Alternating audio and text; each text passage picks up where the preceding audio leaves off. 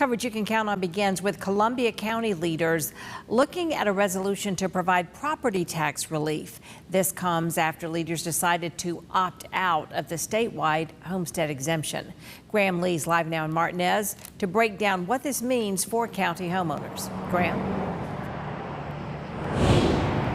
Well, Jenny, after the Board of Commissioners decided to opt out of the state version, county leaders had to come up with a local homestead exemption. Tonight, we're learning more about what Resolution 2510 could mean for Columbia County homeowners. County governments and school districts across Georgia recently had to decide on the statewide homestead exemption.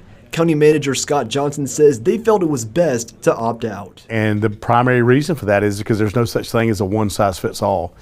For anybody to think that Fulton County operates the same as maybe a Greene County, obviously there's a big difference, or one of the smaller counties in South Georgia. I mean, there's a big difference there.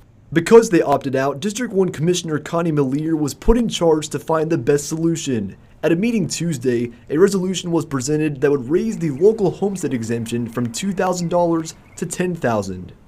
If the average home price in Columbia County is $300,000, you pay taxes on 40% of that, and the 40% in that particular case would bring you down to $240,000 that you pay taxes on.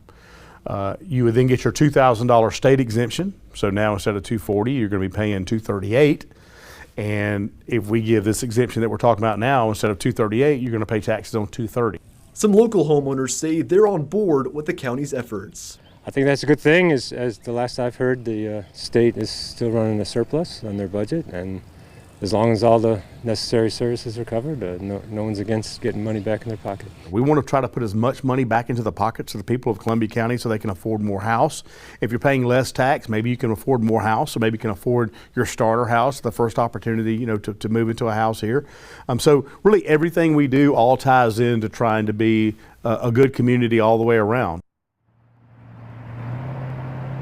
So the Board of Commissioners will discuss this at their meeting next Tuesday. From there, the state delegation will present the bill to the General Assembly, and if passed, it will go to Governor Kemp.